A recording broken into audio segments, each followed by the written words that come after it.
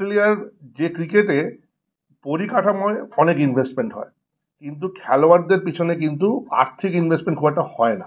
এই এক্সপেকটেশনটা ওরা standard set করে দেয় যে সেই জন্য স্টিভ স্মিথ প্র্যাকটিসের পরে উবের বুক করে বাড়ি ফিরে। অস্ট্রেলিয়া স্পোর্টসে ওভারঅল আপনি অলিম্পিকে তারা তিন নম্বর জায়গা থাকে মেডেলের জায়গা থেকে, এবং সুইমিং এ তো সবসময় হায়েস্ট থাকে। তা একটা এতগুলো দেশের মধ্যে এতগুলো উন্নত দেশের সঙ্গে সে ফাইট করে 3 নম্বর জায়গায় থাকছে অলিম্পিকে, ইউএসএ চায়নার পরেই। আবার ধরুন ওয়ার্ল্ড কাপে ফুটবলে ওয়ার্ল্ড কাপ খেলছে, তো ক্রিকেটে তো সেই 87 সাল থেকে জিতে চলেছে, হকিতে তো চূড়ান্ত সফল। তো এই যে একটা দেশে এতগুলো স্পোর্টসে ওরা সফল হচ্ছে, তার মানে তার বেসিক সিস্টেম, সামাজিক সিস্টেম অ্যান্ড পরিকাঠামোগত সিস্টেমটা অনেক ডেভেলপ। এবার যাকে আপনি বলবেন গ্রাম, মানে ধুধু করে যেদিক পানে চাই কোনোখানে জনমানব নাই, সেখানে গিয়ে একটা বসতি হয়েছে, ওখানে একটা খেলার মাঠ পাবেন আপনি। সেই যে খেলার মাঠ পাবেন, ওটা সেই রোঁয়া ওঠা, ঘাস উঠে যাওয়া, পাথরের মাটি এরকম টাইপের না, প্রপার গ্রাউন্ড। এইবারে ভাবুন নদীমাতৃক দেশ বাংলা, সেখানে একটা প্রপার সফট ক্রিকেটের গ্রাউন্ড কেন থাকবে না?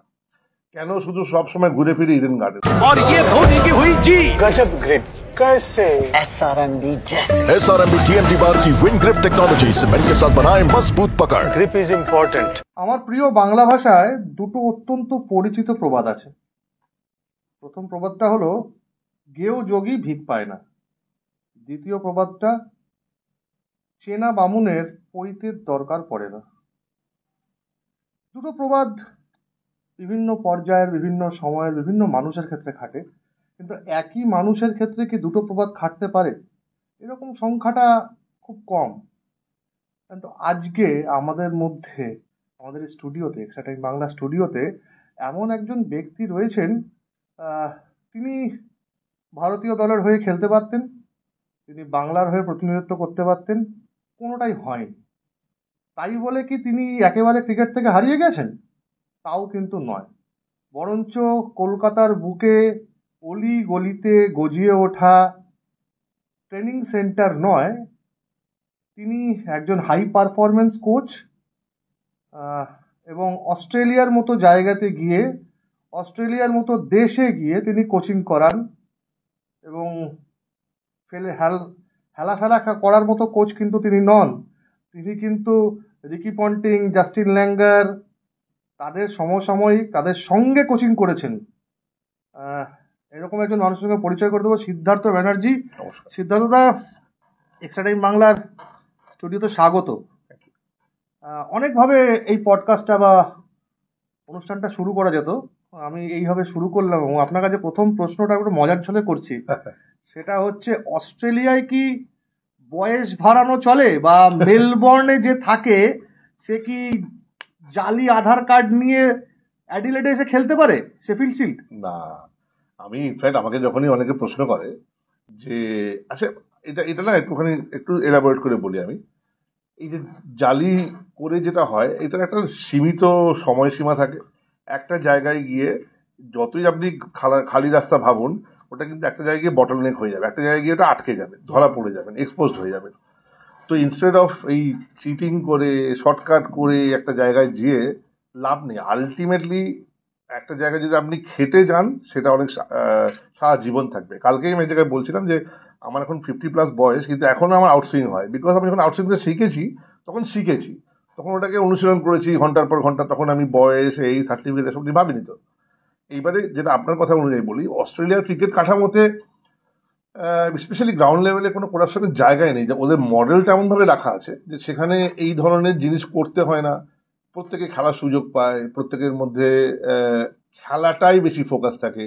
আমাদের মতো নয় যে অনেক ক্ষেত্রে আমাদের দেখবেন যে খেলার বাইরেটাই খুব ইম্পর্টেন্ট হয়ে যায়, খেলাটাকে একটা নিমিত্ত হিসেবে দেখা হয়, একটা যান হিসেবে। গন্তব্যটাকে অন্য জায়গায়, যে কি করলে ওখানে যাবে, খেলে যাওয়া যাবে, অভিনয় করে যাওয়া যাবে, কি তাড়াতাড়ি আমি ওখানে যাবো, পয়সা, মান, সম্মান, প্রতিপত্তি, এই যে ঘটনাটা।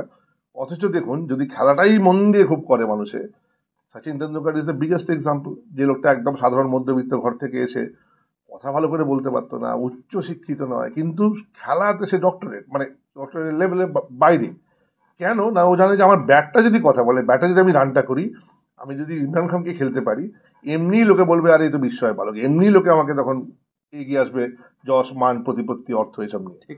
তো এই আগে যেমন লোকে খেলাটাই ফোকাস করতো, কত ভালো খেলে ওই জায়গাটায় যাব। এখন যেন আমার সবসময় মনে হচ্ছে এখন ফেম, পপুলারিটি, জনপ্রিয়তা এগুলোতে বেশি ফোকাস হয়ে গিয়ে একটা রাস্তা খুঁজছে। সেই রাস্তাটা হয়তো এক্ষেত্রে খেলা, কি অনেক ক্ষেত্রে তাড়াতাড়ি IPL খেলে ফেলবো, কি তাড়াতাড়ি মানে বাংলার যে লিগগুলো হয় সেগুলো খেলবো। কিন্তু আলটিমেটলি এটাতে না তাদের ব্যক্তিগতভাবে কোনো উন্নতি হবে, না দলের অ্যাঙ্গেল থেকে উন্নতি হবে। যেমন বাংলা যদি আপনি এক্সাম্পল দেখেন, সারা বাংলায় কত ক্রিকেটার আছে যাদের কাছে আমরা পৌঁছতে পারছি না আনফর্চুনেটলি। সেই যদি আমি তো নিজে ফিজিক্যালি গিয়ে দেখে এলাম, তো সেটার দিকে যদি আমরা ফোকাস দিই তাহলে কিন্তু আমাদের পরনির্ভর হয়ে থাকতে হয় না। আচ্ছা, আপনি অস্ট্রেলিয়া থেকে অনেকদিন পরে এলেন, কত বছর পরে এলেন কলকাতায়? আমি কলকাতায় রিসেন্টলি এসেছিলাম একবার, কিন্তু আমার গ্যাপগুলো খুব বড় বড় থাকে। মানে আমি ধরুন 2023-এ এসেছিলাম ইনসিডেন্টলি, তার আগে আমি 2016, ওকে, মানে এরকম 2016-র পর 2023 এবং তারপর 2025 25। এখন ফেব্রুয়ারির শেষে মার্চ মাস শুরু হয়ে গেছে। এক্সপিরিয়েন্সটা কিরকম? বিভিন্ন জায়গায় আপনি ঘুরেছেন, হ্যাঁ এখনো পর্যন্ত অনেকগুলো একাডেমিতে গেছেন। হ্যাঁ, কোন খারাপ জিনিসটা, আমি খারাপ জিনিসটার জন্য বলছি, যারা আমাদের এক্সট্রা টাইম বাংলার নিয়মিত দর্শক, যারা বাংলা ক্রিকেটকে খুব ক্লোজলি ফলো করছেন, তারা কিন্তু এরকম ভাববেন না যে এখানে আমরা বাংলা ক্রিকেটের নিন্দা করতে বসছি। না, না। এরকমটা একেবারেই নয়।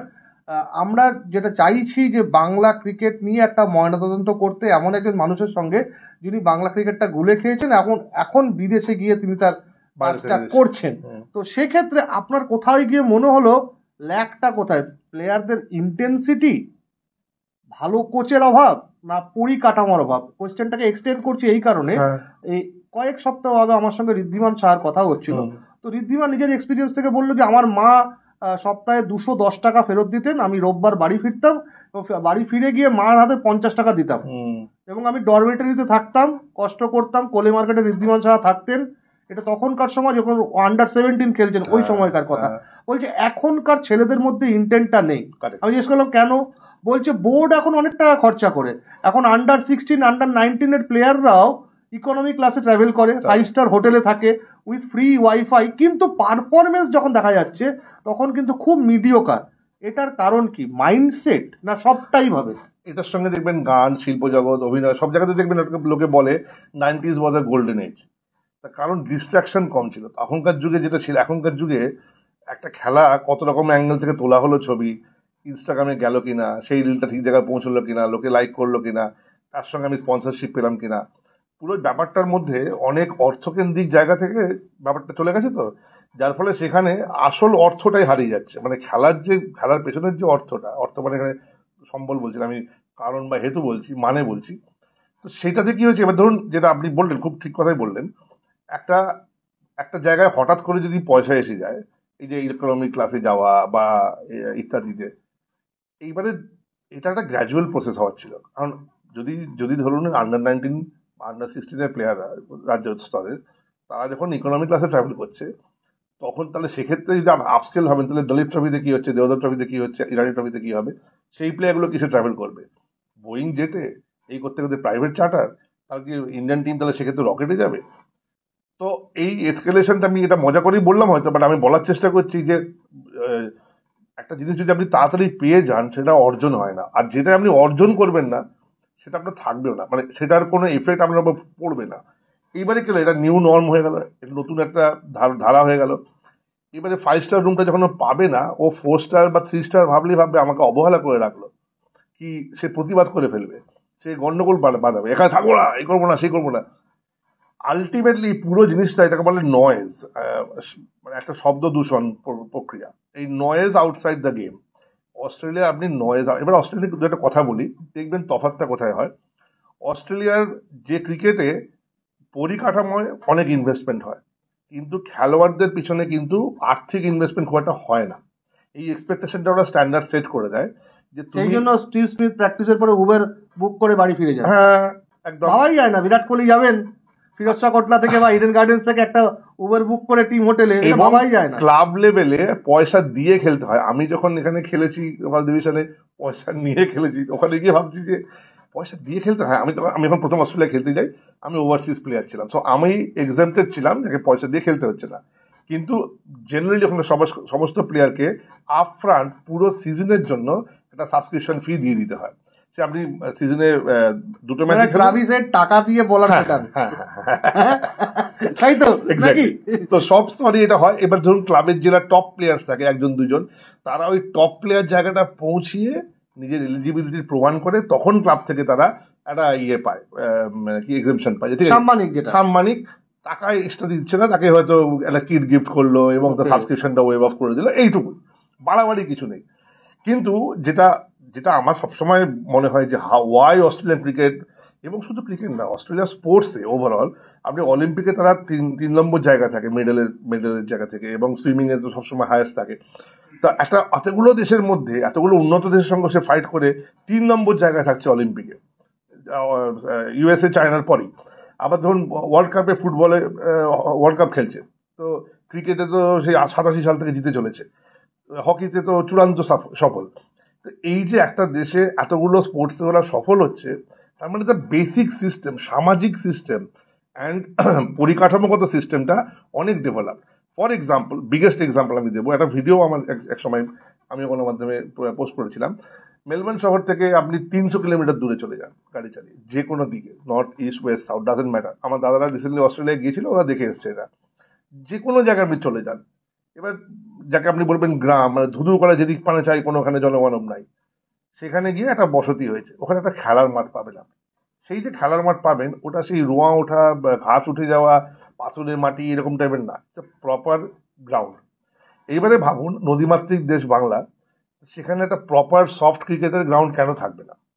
কেন শুধু সব সময় ঘুরে ফিরে ইডেন গার্ডেন্স? আপনি শুধু ইডেন গার্ডেন্স আর ইস্টবেঙ্গল মোহনবাগান মাঠ ছেড়ে দিলে, ময়দানে গিয়ে একবার দেখে আসুন কোন ময়দানের মাঠটা ক্রিকেটে খেলার জন্য যোগ্য। এক তো মাঠের আয়তন অত ছোট। এবার ধরুন কম্পিটিটিভ লেভেলে আপনি যখন নরেন্দ্র মোদী স্টেডিয়ামে খেলতে যাচ্ছেন, সেখানের বাউন্ডারি লাইন, একটা উইকেট থেকে বাউন্ডারি লাইন যতদূর, তার মধ্যে আমাদের একটা মাঠ গোটা হয়ে যাচ্ছে, হাইকোর্ট মাঠ হয়ে যাচ্ছে। তো সেখান থেকে আমার এখনো মনে আছে, একটা খেলা ছিল, আমি আসাম থেকে খেলছিলাম এগেন্স্ট ইস্ট বেঙ্গল, বাপ্পাদা একটা বলের এজ করেছিল, এজটা থার্ড ম্যানে গিয়ে ক্যাচ লুপেছিল। তো এইরকম ছোট ছোট ক্যারাম বোর্ডের মতো মাঠে খেলে আপনি রান করবেন হয়তো। এবার আপনারা ভাবছেন যে কেন বড় মাঠে গিয়ে বড় লেভেলে ওই বলটা তো ক্যারি করবে না, কি আপনি যেটা ধরুন স্টেপ আউট করে 6 মারছেন, ওটা বাউন্ডারি লাইনে ক্যাচ হয়ে যাবে। তো এইগুলো তো আসে, এটা একটু অন্যদিক হয়ে গেল। বাট আমি বলার চেষ্টা করছি যে পরিকাঠামোগতভাবে অস্ট্রেলিয়ার সঙ্গে আমাদের তফাৎটা হচ্ছে, ওখানে একটা টিম ওয়ার্ক চলে। ওখানে ধরুন, এখানে যেমন বিসিসিআই, ওখানে ক্রিকেট অস্ট্রেলিয়া, এখানে যেমন সিএবি বা যে কোনো স্টেট সংস্থা, ওখানে ধরে নিন ক্রিকেট ভিক্টোরিয়া বা ক্রিকেট নিউ সাউথ ওয়েলস, এবং আছে লোকাল কাউন্সিল, মানে আপনি যে এলাকায় মাঠ, এটা সেই এলাকায় যে কাউন্সিলটার আন্ডারে, সেই কাউন্সিল থেকে, এখানে ডাজেন্ট ম্যাটার কাউন্সিলর কে, যে কোনো দলের কাউন্সিলর হতে পারে, কিন্তু সেই কাউন্সিল থেকে টাকা বরাদ্দ করা আছে। তাদের দায়িত্ব হচ্ছে মাঠটা মেনটেন্যান্স করা, বা মাঠ মেনটেন্যান্সের একটা, ধরুন ঘাস, এই যে ঘাসটা থাকে, ওরা ঘাসটা ছেড়ে দিয়ে যায়।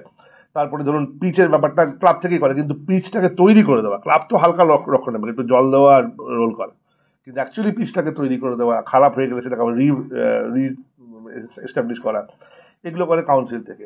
এবার ক্লাব চালাবার জন্য যে হয়, এই যে প্লেয়ারগুলো খেলছে, বল কেনা, এই কেনা, এত সাবস্ক্রিপশন পাচ্ছে, লোকাল এলাকার যারা থাকছে তারা স্পন্সরশিপ করছে, স্পন্সরশিপ দিচ্ছে। সেটা সত্ত্বেও ক্রিকেট অস্ট্রেলিয়া যেটা মেন বোর্ড, তারা ক্রিকেট ভিক্টোরিয়ার থ্রু দিয়ে এখানে গ্রান্টস দেয়। এই টাকাগুলো গিয়ে পৌঁছায় 300 কিলোমিটার দূরে। ফিল হিউজ খুব, সেখানে আমাদের সেকেন্ড ডিভিশন ক্লাবের কর্তারা কয়েকটা আইপিএল এর টিকিটের জন্য আর কি করেন সকলেই জানি আমরা। আমি আপনার কথায় আসি, আমি অস্ট্রেলিয়া ক্রিকেট নিয়ে আরেকটু আলোচনা করবো, তার আগে আপনার বিষয়ে কথা বলে যাবেন। কোথায় খামতি হলো, কেন রঞ্জি ট্রফি খেলতে পারলেন না বাংলার হয়ে, বা কেন ইন্ডিয়া এ পর্যন্ত গিয়েও ফিরে আসতে হলো? আমি টেস্ট ডেবিউ অনেক পরের কথা আসছি না, কিন্তু কোথায় গিয়ে আটকে গেলেন আপনি? এটা এখন হয়তো তখন তো ক্রিকেটের পরিকাঠামো বলুন বা ক্রিকেট ব্যাপারটা in the 90s was very different to cricket 2025।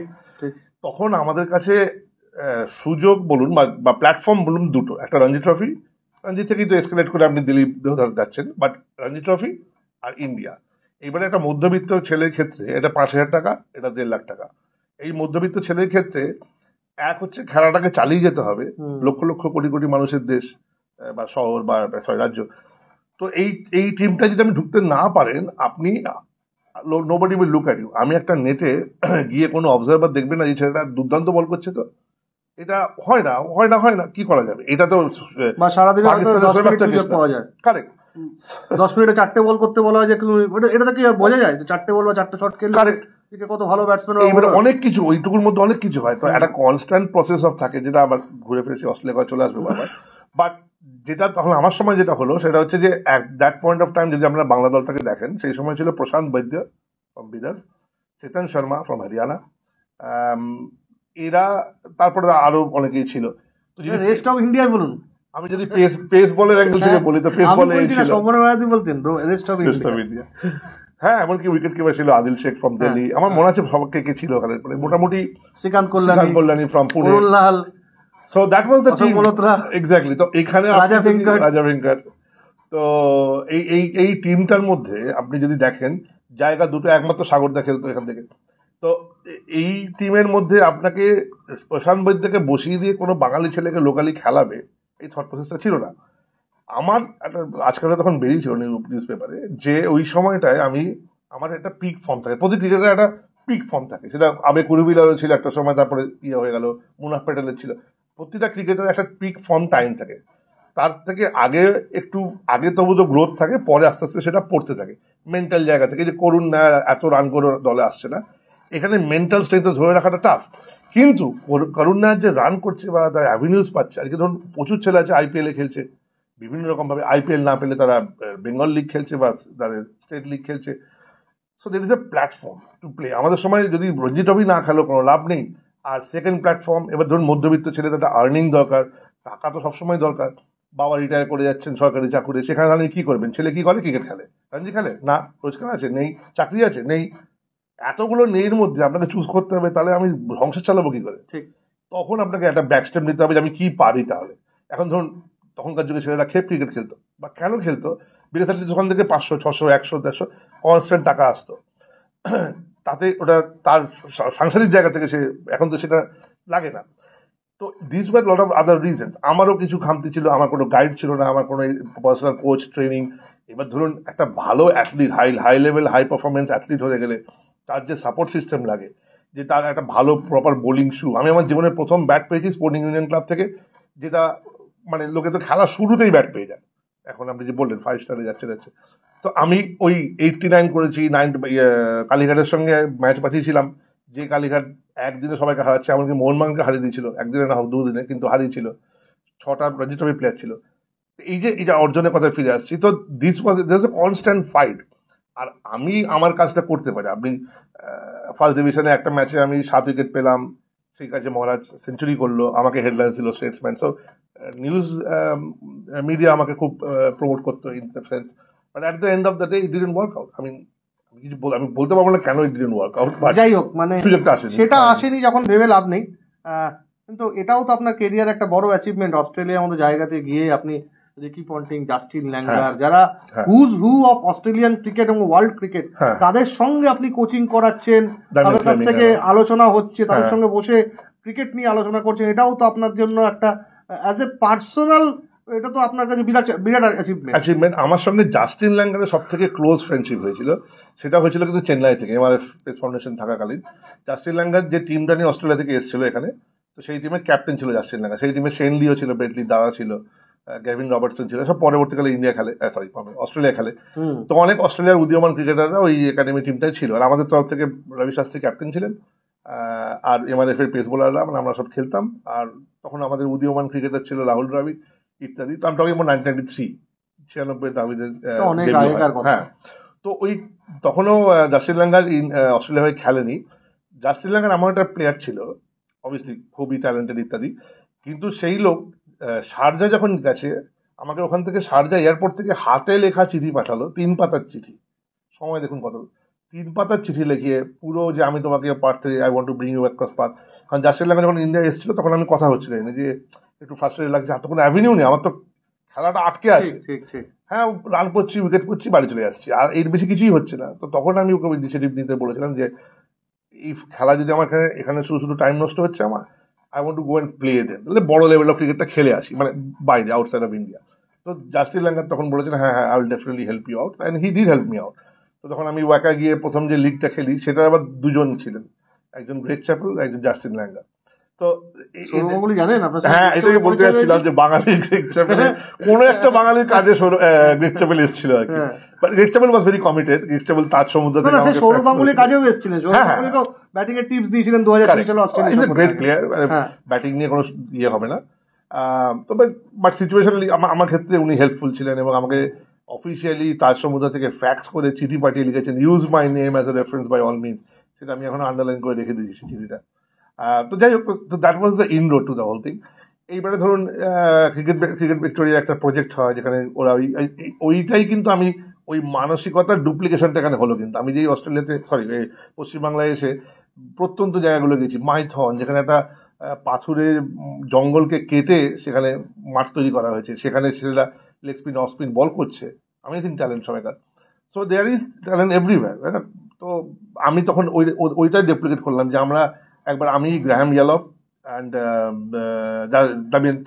দামিয়ান Fleming, আমরা ফ্লাই করে গেলাম ওয়াগা বলে একটা জায়গা, নিউ সাউথ ওয়েলসে একদম প্রত্যন্ত জায়গা। সেটা মেলবোর্ন থেকে আমরা ফ্লাই করলাম 12টা সিটারের একটা ফকার ফ্লাইটে। সেটা যেই এই পাখার ব্লেডের মতো করে, মানে উড়ন্ত জিপ মনে হবে, প্রপেলারের মতো, কোনো জেট ফেট না, 12টা সিট। সেখানে গাড়ি মানে পাইলট যে সেই আপনার লাগেজ নামাচ্ছে প্লেন থেকে, ওকে, একটি লোক আর কি। এবং সেটা আবার পরের দিন আসবে আমাদের নিয়ে যেতে, 3 দিন পরে আসবে আমাদের নিয়ে যেতে। সেখান থেকে 150 কিলোমিটার গাড়ি চালিয়ে গেলাম। আমি ভাবছি কোথায় যাচ্ছি আমরা, মানে এইরকম একটা জায়গায় গ্রাহাম ইয়ালপ পৌঁছে গেছে, এইরকম একটা জায়গায় দামিয়ান ফ্লেমিং যে ওয়ার্ল্ড কাপে 5টা উইকেট নিল, সেমিফাইনালে ইন্ডিয়াকে হারিয়ে দিল 96 ওয়ার্ল্ড কাপে, সেই লোকটা গিয়ে পৌঁছে যাচ্ছে। আমি তো সেখানে কিছুই না, আমার তখন হচ্ছে আমি তো কেউ না। আমি ছিলাম চিফ অ্যাসিস্ট্যান্ট কোচ ওদের সঙ্গে সংগঠনের তরফ থেকে। বাট ওরা কি করে, ওরা একটা করে সেলিব্রিটি ক্রিকেটার নিয়ে তার সঙ্গে একটা প্রপার কোচ ইয়ে করছে, যাতে উন্মাদনা বাড়ে। হ্যাঁ, কারণ ওরা ক্রাউড ফুল করবে, আমরা শেখাবো। তো হ্যান্ডস অন আমরা শেখাই, but they were doing the visiting.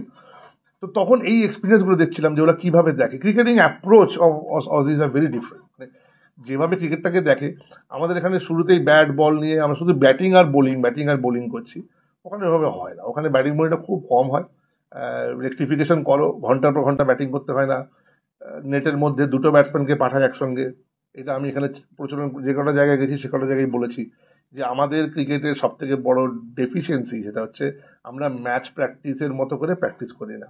Net practice should be a duplication of match practice.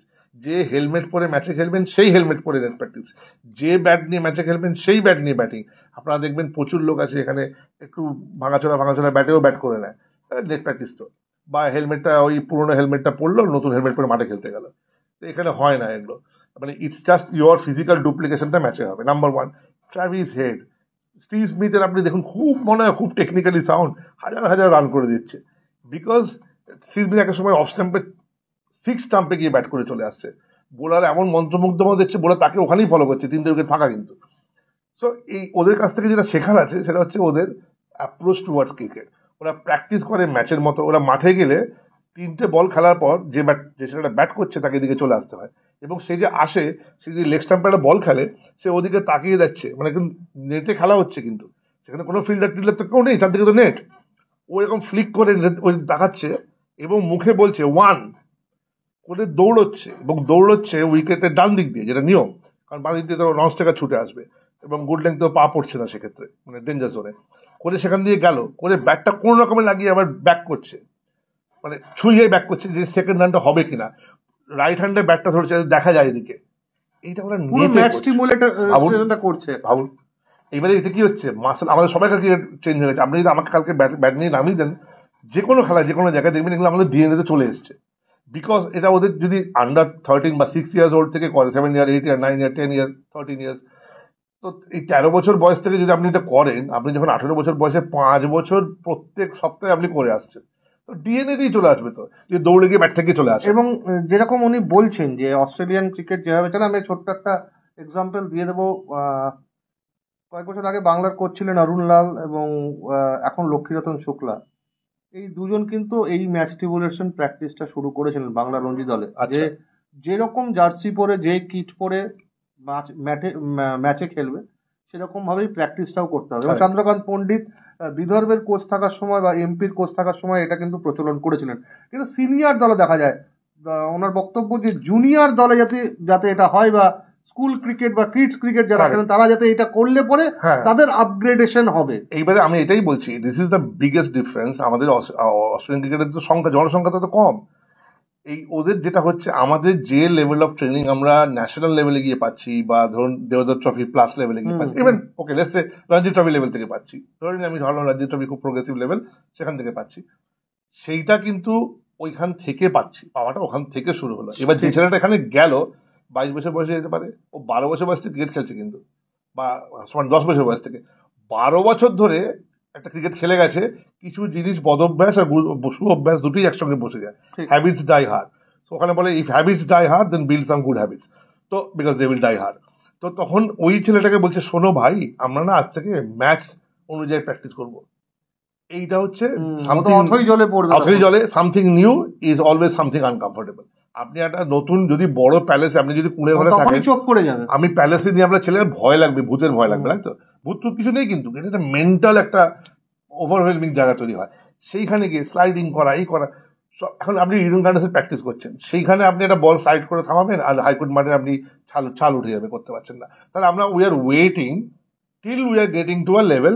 এইবারে ভালো লেভেলে এসছো রঞ্জি ট্রফিতে, now will focus on fielding. তাহলে ওই মাঝে মাঝে একটা করে ওই নীতিশ বেরোবে, মাঝে মাঝে একটা করে জাদেজা বেরোবে, রেগুলার জাদেজা বেরোবে না। মানে আমি ফিল্ডিং অ্যাঙ্গেল থেকে বলছি। তো দিস ইজ দ্য থিং, যে আমাদের yes BCCI lot of money, সব অনেক ইনভেস্টমেন্ট হচ্ছে, অনেক কিছু হচ্ছে, কিন্তু গ্রাসরুট আনফর্চুনেটলি আজও গ্রাসরুট লেভেলে আমি এত ঘুরে এলাম, আমি দেখলাম যে ট্যালেন্টের কোনো অভাব নেই। বারবার বলছি, অস্ট্রেলিয়াতে আমি গিয়ে দেখেছি যেটা, আমাদের ছেলেরা অনেক বেশি কারেক্ট ক্রিকেট খেলে। এবং আপনারাও দেখবেন যদি টিভিতে খেলা দেখেন, আপনি দেখুন না, এই যে কনস্টার 70 রান করে গেল, রিভার্স র্যাঙ্ক শট মেরে মেরে ও করছে না, র্যাম্প শট মেরে মেরে জাসপ্রীত বুমরাকে র্যাম্প শট মেরে 6 মারছে। এটা একটা অ্যাটিটিউডের জায়গা। ও যদি ফেলও করতো, ওকে কেউ গুলি মেরে বসিয়ে দিত না, কি করে এলি বলতো না। আরেকটা জিনিস দেখবেন, আপনি এখানে খেয়াল করে দেখবেন, যদি কোচিং যান, যে কোনো জায়গায় কোচিং এ যাবেন, দেখবেন they have the right to slap. যে কোনো গুরুজন, coach, they have the right to slap, but they forget there is a duty of clap.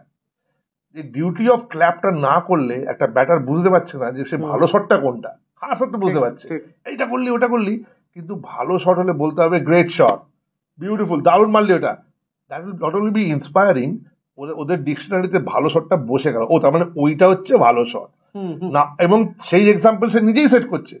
আজ অব্দি খুব কম ছেলে বুঝতে পারে না, আমি 1-on-1 জিজ্ঞেস করেছি, ওরা বুঝতে পারে না what is a good ball when they are bowling, what is a good bat when they are batting.